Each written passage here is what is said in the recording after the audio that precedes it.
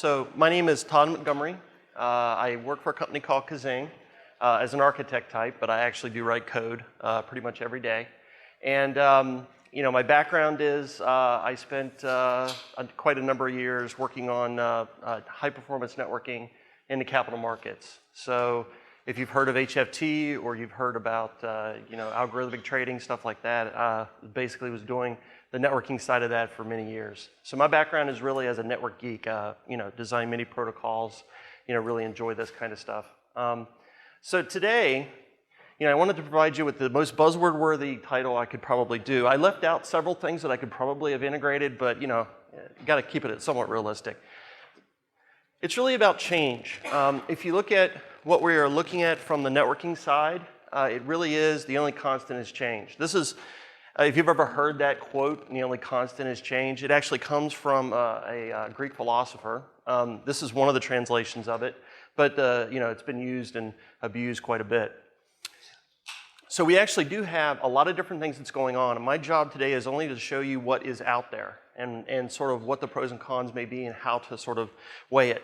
But the first thing is, let's tackle one of those first buzzwords, Internet of Things. There is a lot of hype, and there's a lot of things which are true, and there's a lot of people positioning for different things, but we actually can do something here to sort of see what we may be facing. The first thing is that large numbers are, pretty much large, and doing some back of the envelope calculations, we can come up with something which gives us an idea of what we may have to think about for the future. So the first thing is, there's going to be a lot of traffic. Whenever you have large numbers and you start thinking about what the impact of those are, you can kind of figure out how much of an impact it is and kind of fit it into what you would normally think of today. But let's just take something as simple as, if I have a back-end system and there's lots of devices sending things to it, and let's say that I want to have updates sent. Let's just think of I'm taking biometric readings, for example, from wearables or something like that. We can sort of look at this as, sort of the updates per second. And we can think of that basically as just ingesting data or even reverse it and streaming it out to, cell phones or any type of other device. Or if it's request response, where you're actually generating two things. This would be 2x this. Pretty easy just to take the number of devices times the frequency that they're sending data and multiply it by the market share you think your device may actually, garner. So let's just fill in some of that data. There's lots of different things out there. We know today that we have 9 billion different devices. And one of the estimates that's probably the closest to what people are thinking is the 50 billion devices by 2020 that Cisco has actually talked about. But we also have other data points which are somewhat interesting. 26 billion by 2020 for the smartphone and tablet market, according to Gartner. It's 75 billion, sort of on the upper end, by 2020, according to Morgan Stanley. So if we just put in something like this, and let's say that we only have 10 updates per second, and we're modestly looking at 1% of the market. So in other words, instead of 50 billion devices, you're only looking at 1% of that. That still means that a system has to handle 50 million updates per second. How many of you are pretty comfortable with that a system that can handle this? I don't know many systems that can, and I've worked with market data systems that can handle 30 and 40 million, but still they lag behind this. So it is kind of something to think about. So even the sort of modest estimates that we look at and sort of a modest use case and even a modest market share, you're looking at systems that have to handle a fairly large amount of traffic. And that's just the updates. If we start looking at throughput, throughput starts to look pretty interesting as well. 74.5 gigabits per second, that's pretty sizable. I mean, that's not terrible, we can do that, that's not a problem, but it is going to be the updates per second that's going to be a little more scary. But let's even think about what makes this even harder. Geographic distribution, right? So you can't just be saying that all your traffic is going to be coming into a few data centers in one part of the country. It may be and will be scattered out all over the planet. And it's going to be, that presents its own set of challenges. So it's a very large problem, but it's not really so much of a problem as it is an opportunity. And, we have a lot of competing interest. From the standards bodies, we have basically 5 that have different IoT initiatives. So we've got AllJoin, the IETF, EEE, OASIS, and OMG, just to name a few. And there's a few others as well that aren't even listed on here that are a little bit smaller. So there's many different protocols that are out there, and we'll talk about several of them. Most of them are going to be IETF, but we'll talk about one that's OASIS as well. We also have a lot of larger entities that are involved with this. Some consortiums and alliances like AllSeen and Open Interconnect that really, gray emblem's supposed to be Apple. We also have GE, which is probably the largest IoT provider because they've been doing this for a very long time. Industrial, internet applications have been around for a very long time, and there is a lot of industrial sensors and everything else. And we have, Google as well. And if you want to sort of put this together, EvoThings put this to sort of show how these things map out. The AllSeen and Open Interconnect are sort of alliances that are working together, and you've got Google and Apple kind of going their own way, and GE also going its own way mostly. So you've got a lot of competing interest and a lot of land grab that's going on. And the reason why this is important to us from a technical perspective is just to sort of lay the foundation for this next set of slides, which is basically what history has taught us whenever there's this many competing interests and this big a potential and everything else. It basically means that if someone says, they are using the IoT protocol, we can pretty much guarantee that that doesn't exist. And won't exist for the next 5 to 15 years probably. In fact, it goes beyond that. If you hear things like the IoT platform or the IoT language or any of that stuff, it's probably not going to exist, at least for a while, because it's going to be a set of things. But what we do know is that these things are going to be connected. And there's going to be a lot of protocols, and there's going to be a lot of different ways for them to communicate. So if you step back and you sort of say, what does this actually mean? It means that the Internet of Things is probably going to be composed of multiple different protocols, multiple different languages, most of the systems probably being polyglot. In other words, they're composed of different languages on different parts of the system. They're going to be multi-platform, because they're probably going to be running in all kinds of different environments. They're going to be at large scales, huge scales, and they're going to be highly integrated. And that's, when we say change, that's the change that we're looking at. We're looking at seeing this. But it's not just actually the protocols themselves, right? We can think of, we're seeing this in many different areas, right? We're seeing architecture and how we do deployment. All this is actually changing. As a discipline, technology is actually being driven forward. Here's just a few things. Microservices, reactive extensions, functional composition, the whole argument of functional languages and immutability. Containerization, totally different. Did anyone see Docker 2 years ago? It's been around for that long. I mean, that's totally changed how we do containment. Do you look at a J2EE server the same way now when you think about how Docker does it? I know I don't. I wasn't in love with it to begin with, but it has changed a bit. And continuous integration and continuous delivery is now becoming a norm, for everyone. It used to be that, it was almost impossible to have that kind of system that could do that. And in the trading world, it was considered, it would be nice, but it's just not practical. But large trading organizations have moved to continuous delivery as their model, and they deliver 4 and 5 times per trading day. That was unheard of, even a few years ago. And there's still a lot of people who think that that's only can be done by unicorns, right? The ones that, have taken and invested so much time that they had to make it work. But that's not really the case. There's a lot of that being done in the trading world and across different disciplines. And I've seen high-performance systems for a while now, and, and a lot of the people that I work with on a day-to-day basis, we've kind of noticed that, the most scalable, resilient, fast systems seem to follow some common principles. And, we're looking at things in mostly the trading space, but it does cut across into other disciplines. And, the word has been used a lot, but the reactive, the term reactive. Really, at its heart, it's talking about, looking at things as much more of a different way of looking at them and actually going back and adopting certain things. This is sort of a pictorial representation coming from the Reactive Manifesto, but it actually does demonstrate a couple things. At its heart, it's about message-driven and being, having messages come in and having, information sent and processing it real time. Being able to be elastic and resilient and responsive. These are traits that you want in a system, almost universally. Doesn't matter if it's a UI or if it's a backend system. I mean, who wants to have a system that's laggy intentionally?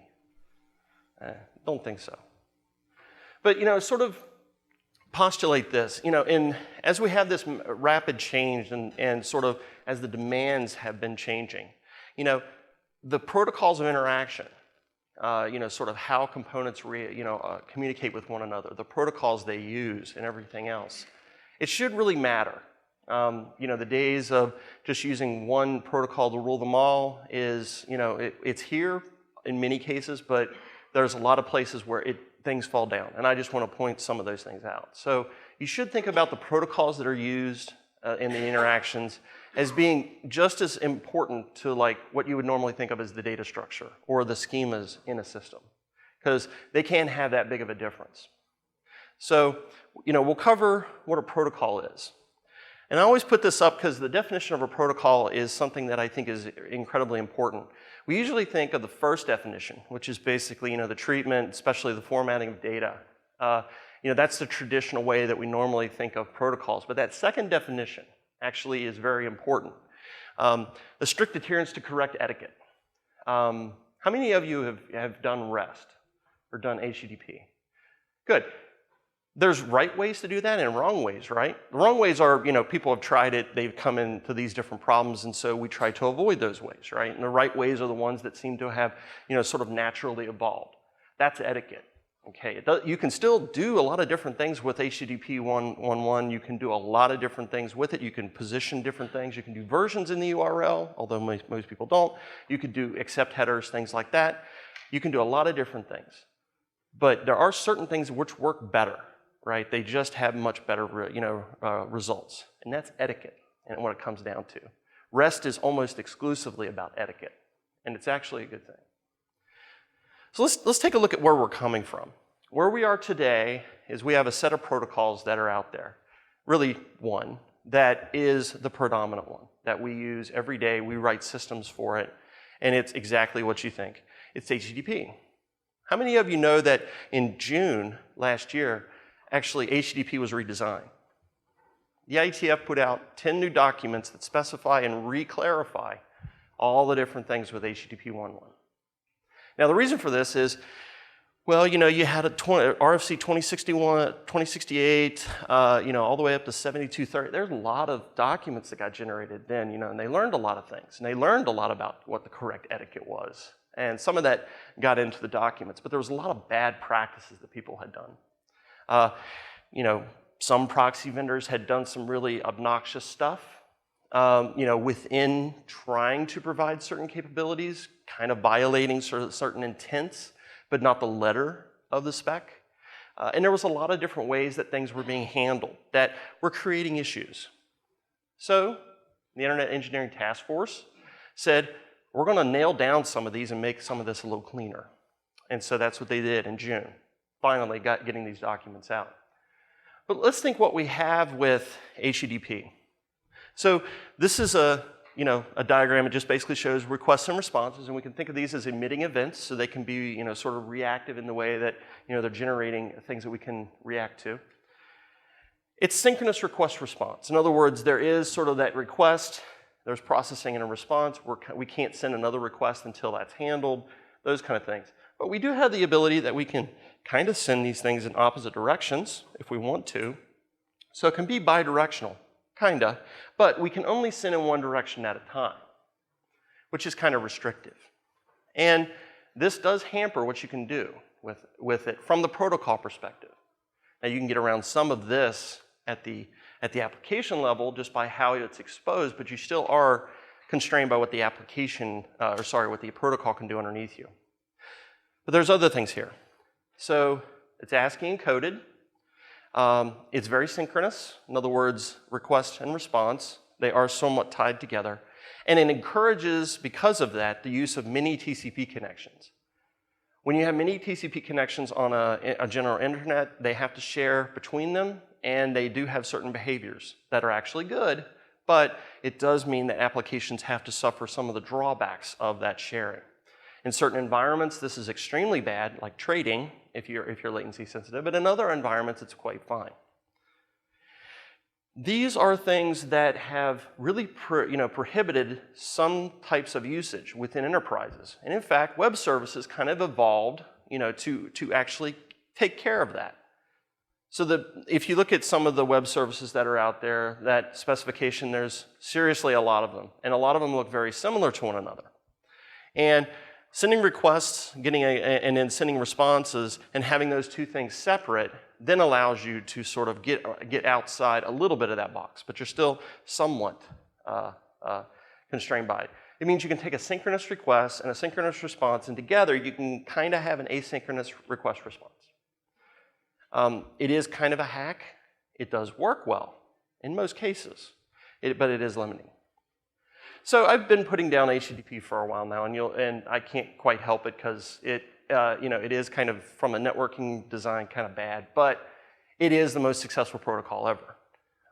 It is the most well-known, it is the most well-understood, and I'm sure that it's something that you guys have seen quite a bit. But every time I see how REST is used, I kind of think about this quote from Jurassic Park.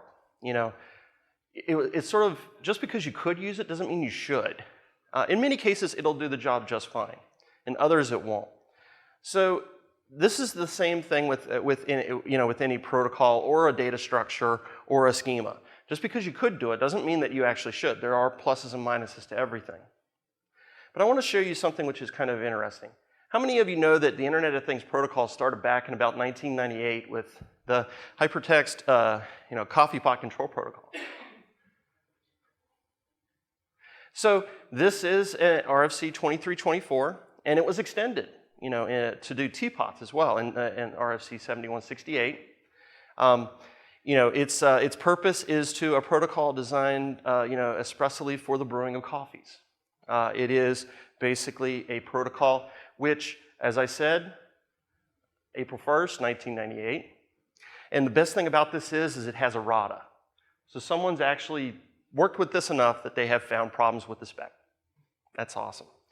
So if we look at what's there, we have some interesting things that most etiquette with REST would tell you don't do. One of them is that customized methods like brew and win, right? So win being basically when you're adding milk, whoa, win. Brew being, to go ahead and brew. And customized status codes like 418, I'm a teapot, if you ask it to brew coffee, right? But it actually, if the author actually had a very serious purpose, even being sarcastic, it's to sort of show where things have been extended inappropriately, right? This is subjective, but it also sort of represents what the intent was, which was there. But we do have protocols which actually have been extending things appropriately, and some would disagree with this statement, but WebSocket RFC 6455 is an extending of HTTP semantics to provide sort of asynchronous request response, as well as certain other types of ways of operating. We'll go into exactly how the upgrade and the switch protocol works, just to give an idea of how it extends appropriately. But the kind of cases that it's trying to solve is providing streaming. In other words, you're streaming data from an internal system out.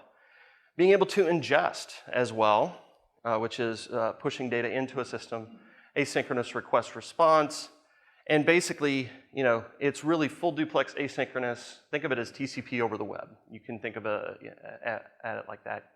And it's really a transport protocol, so you can run things on top of this. Sort of give you an idea how this works. Think what you have, right? HTTP 1.1 designed for basically request response, serving documents, doing things like that. If you want to now do things like streaming or ingest, it's not a perfect model, and there's a lot you have to get around. But what if there was some mechanism that you could extend the protocol in such a way that you can extend those semantics? There actually was. So here's how WebSocket works, just to show you an example of extending a protocol and taking it in a very different direction. There's a handshake initially. There is a single GET request with a specific header called upgrade. WebSocket connection is set to upgrade. This is used to actually upgrade the connection to a different protocol. Normally we see this with like TLS, okay? But here's an example of it, in a way that it's used by WebSocket. If the server supports this, it sends back a 101 switching protocols response with an upgrade header, and then thereafter, instead of it being HTTP, it's simply just a framed set of data that is sent in either direction, and that's it. So you, in effect, kind of use the connection, upgrade it to something else, and now you're just sending a different protocol on top. That's extending appropriately, trying to extend the protocol to provide semantics that weren't originally there, but that you can do. A couple different things from this. The data is your application data. Opcode is set there is just basically it is fragment or extension. There's a length and an extended length, so you can do very large fragments if you want. Anyone know what mask does? Well, as you're specifying a protocol and you're trying to figure out how it could be misused, security comes into play at many different levels. Trying to make something secure to certain types of attacks is one of the things that the IETF takes very, very seriously. Protocol design is one of those things where you get exposed to all kinds of other disciplines. Security is a very large one that you get exposed to. Mask is there simply to avoid the situation where a malicious web page could download a piece of data, mess with it intentionally, and populate a cache with it. What mask does is it simply is the mask on top of the data that is generated. If you use WebSocket, the browser does this for you. Okay, so if you send a WebSocket frame and you're in the browser, it actually does that mask for you. You can't predict it because it's randomly being generated. This was a certain type of attack which was identified about the same time that WebSockets was being standardized, and WebSocket had to adapt and be able to prevent that type of attack. So this is a pretty normal thing. If you want to look at that a little bit closer for a second, I call this protocol porn because what it really is it's just sort of saying, here's what the individual bits look like. And so it's like just putting everything out there. We don't need to go through it, but I did want to sort of show you the different aspects that come into play that are there. But the reason why we even talk about WebSocket is that WebSocket was basically a scout. It was actually it served a purpose of seeing how some of these infrastructures that have been adapted for HTTP, how they're going to actually handle something new. And the differences that that WebSocket has from different HTTP traffic is persistent connections. In other words, it's a connection that stays around. It doesn't just connect, send a request, get a response, and close. It has a different framing model that's binary encoded. And so this broke a lot of the internet. There was a lot of things that WebSocket just totally broke. And for better or worse, there has been a lot of adaptation that's gone on. WebSocket was standardized in December of 2011, and it's been instrumental in sort of pushing and acting as a scout, basically pushing what's coming next. Scouting for HTTP 2. So, sort of give you an idea of why we even went down the road of looking at HTTP 2. It says it right in the charter. The working group was basically chartered with the idea that the semantics of HTTP without the legacy of the existing message framing and syntax, which have been identified as hampering performance and encouraging misuse of the underlying protocol. So it was identified that there were performance impacts. There was, additionally, there were misuses of the underlying transport that were being leveraged, by this. And so it actually talks about etiquette, mostly. And so the charter of HTTP 2 was to, in essence, fix, the web in a lot of ways. So you have to start somewhere. Well, how many of you have heard of SPDY from Google? This is it. It started out as, this was what HTTP 2 started out as. It took SPDY and then modified it. So what is it providing? So they're currently still internet drafts. They're on draft 17 right now, but it's made it through working group last call, and if you're familiar with the process, it's now being hotly debated about certain pieces of it and languages being, turned over quite a bit. I was hoping that by the end of last year it would be sort of RFC. In other words, it was sort of set, but that's been delayed a little bit, but it's not hampering its adoption whatsoever. What you get with HTTP2 is you get an asynchronous request response, and you basically get also streaming or server push. So you get rid of some of the hamperings that were there in the protocol itself. Specifically, you get persistent connections, binary encoding, the ability to do multiple streams, because you need that to be able to do asynchronous request response. So you can send multiple requests and multiple responses can come in asynchronously. You have something called efficient headers via HPAC, and I'll go into that a little bit. You also have the ability to do server push. So if you go to a web page like Google, it will actually push certain resources that it knows you'll want down to you. Here's what the header looks like. Very simple. It's much simpler than what you would see with WebSocket. It's even simpler than than a lot of other protocols. It's even simpler than the IP header that many of us see. So there's a length prefix, fixed length of 24 bits. There's a type, which means that what the different things after the stream identifier might be. There's some flags, there's a stream identifier to tell you what it is, and that's it. There's some additional specifics that are there, but that's really as simple as it does get. And so that's sort of where it starts. There's some additional specifics, but this kind of gives you an idea of looking at it from a different perspective and trying to make it as simple as it can be. So if you're familiar with HTTP, sending the idea of sending headers and methods and everything else, you still want to support that. The IETF working group came up with a fantastic solution for not touching any of the existing apps. In other words, all those normal semantics that everyone has gotten used to and understands and has been counting on, nothing has changed. Headers, still text. The header values themselves, still all valid. But to do that, they wanted to be able to provide a mechanism where the headers can be compressed so that they could be very efficient, so that they could not be redundant, so you didn't have to send them in every request. So they separated all that functionality out into something called HPAC. What HPAC does, it's a binary encoding.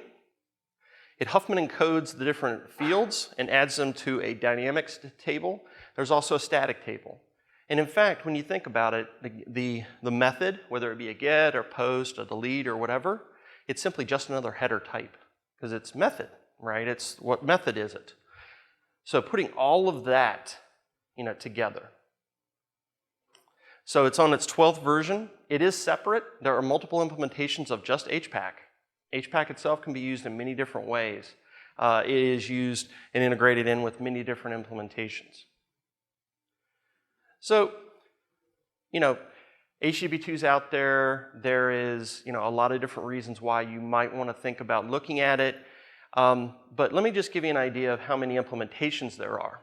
Now, I know you can't probably see this, but let me just sort of go through Apache, Chromium, curl, and bcurl, Ericsson, F5, H2O, Haskell, Hyper, Jetty, Netty, Mozilla Firefox, and quite a few others, and Wireshark. So you've got several of these implementations, and there's certain pieces here, like there's different types of negotiations that are supported, there's different protocol drafts that are supported, and there's also different licenses and languages. So if you want to try something like HTTP2, you've got lots of different ways you can do it and work it into an application. It turns out that any web browser you use now is smart enough, mostly, to find out that it can use HTTP and go for it, or HTTP2 and go for it.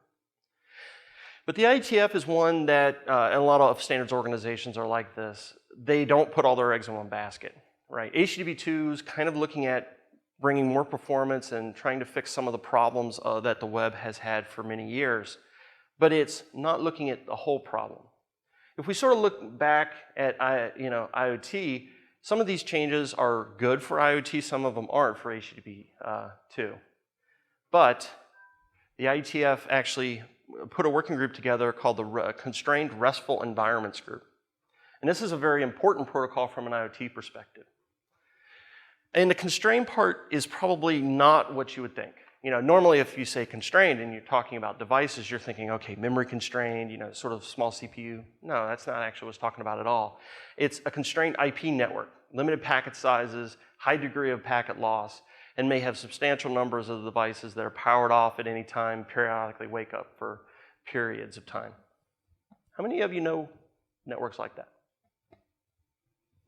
That's this. So wireless Wi-Fi, anything here, high degree of packet loss, devices which are off periodically, pretty common. That's the kind of networks that this was designed for. So this is, in a lot of ways, a constrained environment. So what does CoAP look like? Well, it has to support the different communication models that we had saw before.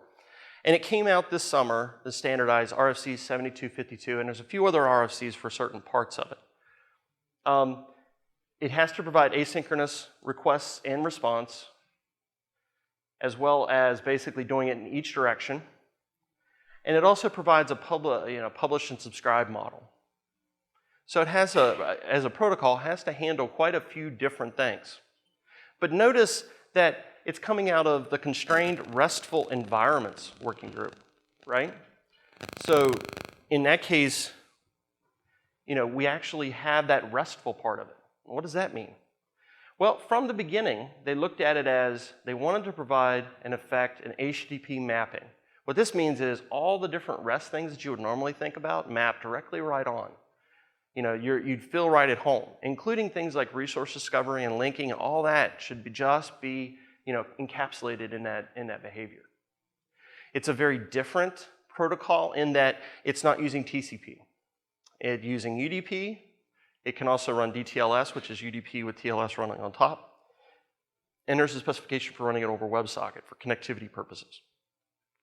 So that is over TCP, but you have to have WebSocket in the way initially. The header looks like this. There's a few other things here that are kind of interesting. Because you don't have your own reliability of TCP, because you can't rely on something below you having reliability, you have to actually provide it. So that message ID part, you put a message ID, you send a request or response, you get back a response. It has the same message ID, so you can have multiple ones outstanding. So you have to build that yourself, but it has very simplified models for doing it. Tokens are also used for various different things. Type is another way of saying, or code is another way of saying type of the message, and there's versioning, things like that. So there's a lot of implementations of CoAP as well. And a lot of these, I know that you probably can't see this, but you've got different types of language supports, different libraries. You've got different open source licenses and commercial licenses. You have different ways that you can work this into your app. And many of these, and I've played with a few of them, many of them actually look like you would normally be interacting with a web resource. So you have most of those aspects to it. So, we've got HTTP2, which is basically going to revolutionize how web infrastructures kind of operate, hopefully in a good way. And we have things like CoAP, which are identifying different aspects. But by no means is this like the end, right? We've got other kinds of IoT protocols. So MQTT, MQ Telemetry Transport. This is an OASIS standard, not an IETF standard. And it's basically for lightweight pub sub, providing asynchronous request and response, streaming and ingest. It's trying to provide all the different use cases as well. It really is a pub sub mechanism. MQTT is actually a very simple protocol. It runs over top of TCP or WebSocket. WebSocket as of 3.1.1, which came out 6 months ago or so. But there's also a version that runs over sensor networks, MQTT SN for non-TCP networks. Then SN meaning sensor networks. So there's different things. This is mostly backed by IBM and part of MQ, but it actually is a pretty open protocol, and there's many different implementations that are out there. Just a few that can be wrapped up as well. And so that's another type of protocol that's out there. And another one to think about is one that's been around for a while. It's presence and messaging, in the sort of the instant messaging type. And the Extensible Messaging and Presence Protocol, XMPP, it's been around for a while. And it provides, basically the same type of communication patterns that we talked about. And it's really designed for presence and persistent streams. There is, sort of, the XMPP Standards Foundation, which is pushing this as an IoT protocol. There are some advantages to it. It's mostly identified as running over top of, with TCP, with TLS, and SASL as well. It's pretty much primarily a semi-structured XML that the payload is, and as well as the protocol itself. But there is a binary version for IoT purposes for scale, because parsing is not hard. Transformation of ASCII back into something you can use and then back into ASCII so you can send it is a pain. So it does hamper performance sometimes. But really, this is kind of just scratching the surface, because there are a few other protocols that are out there.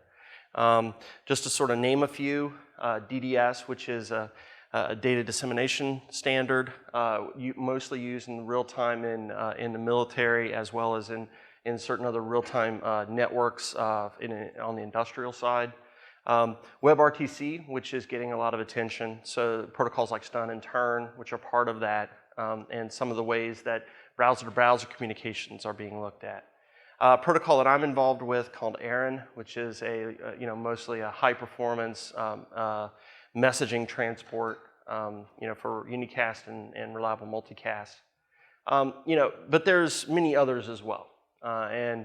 AllJoin has a different protocol, so it is a situation where it really is a multi-protocol set when you're using any of these, when you're thinking about even the last edge of connectivity between devices and gateways, or even the gateways to other parts of the system. So, to sort of, what I'd like you to take away is, basically the protocols of interaction really do matter. They really can change how infrastructures look.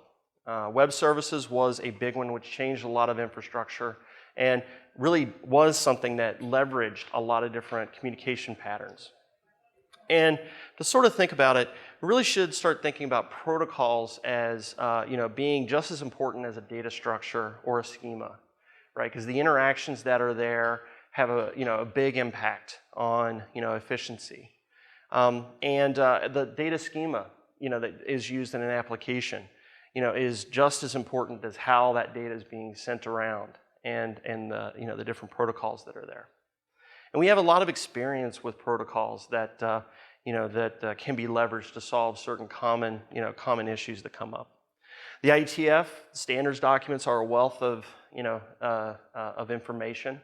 The best current practices documents actually go into some detail of why one thing is chosen but isn't specified, things like that. I may be weird for thinking that, but it actually in my career has been invaluable for me to understand a lot of these things. So as we sort of go along, I really do think of it as the right tool. And maybe that's because, my background, but, the difference between the wrong protocol and the right protocol within something like the capital markets has been very, very important. I'll give you an example. How many of you have heard of FIX as a financial interchange? Okay. FIX is a protocol that most exchanges use and abuse in many ways. Having a binary version of FIX allows high-frequency traders to access your exchange directly, and also has a dramatic impact on the scaling that you can have. Exchanges that have delayed adopting a binary version of FIX or doing other things like that have suffered in the market for not having it, just not being able to be as efficient. It's taken a long time for certain protocols to really become mature enough that in the lessons learned, and by delaying a lot of that, it has hampered some adoption. But I think that is changing. So with that, I just wanted to leave with the idea of think about the protocols. The IETF community is very very supportive of a lot of different questions, things like that. The working group, for HTTP2, for example, is extremely open, and there's lots of other working groups as well. And if you have an interest, there's probably an IETF working group that is looking at something very close to it. And with that, I'll turn it over to any questions.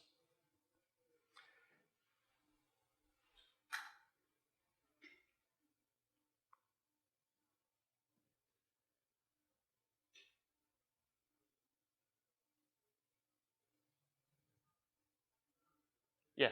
You mentioned a few different protocols that are well suited for streaming and async. For someone who's not experienced with these protocols, it can seem challenging to decide which one to use. So, what's the recommended approach to actually knowing which protocol to choose? Yeah. So the question being, what's the recommended approach for trying to figure out the right protocol to use? Since there are just now several. For me, it kind of boils down to, I look at the communication patterns, right? So is it just simply a request response? Is it request response in the other direction? Is it streaming, ingest, the different things that are there, and how many have to be supported by the application, right? So I first look at what the pattern of communication is. The next thing is that I start doing research. Just like I would, look at a schema or something else, just starting to do research and looking at different standards bodies. I typically look at that, and once I've done that and thoroughly confused myself, then I start actually asking people, what would be best, right? What experiences have been. In many ways, it's just another example of trying to find the right thing. The reason for looking at most of the communication patterns is it all starts there. If you don't have the right communication pattern, it's sort of like trying to stand on your head. You trying to morph the protocol to do what you want can often be a challenge. And trade-offs that you have to make there can be just obscene at times. So just trying to find the right thing that fits that communication pattern is most of the work. And the next step is how efficient it can be and how easy it is to implement, or if there's implementations out there, stuff like that.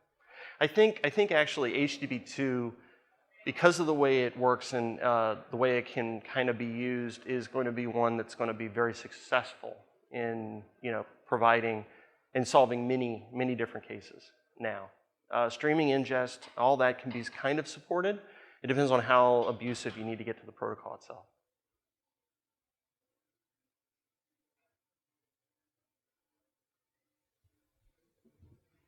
Just a question about too, a lot of these look more like device to center. Yeah. Applications do really work like device to device, peer to peer. Yeah, so I've spent a good bit of time in the last 2 years really playing around with different types of use cases like device to device, stuff like that, ad hoc, and a lot of times those follow the same pattern. Although when you're talking device to device, a lot of times you're not talking too much request response. It's mostly you want to stream this to, you want to stream your phone to a Bluetooth, speaker, for example. And that's really kind of just a streaming case. And the nice thing is when it's two peers, everything either looks like streaming or it looks like request response. And it doesn't matter in which direction that it goes. From that perspective, you see a lot of very interesting things that are there. A lot of times the concepts of client and server just kind of go away. Or if they're there, it's always the client who's sending the request and getting the response. So in streaming cases, it's almost always the server that's publishing to the client. So there's that type of language, but a lot of the protocols that, HTTP is used in some of the cases like that for device to device if there is enough of a stack on each side to support it.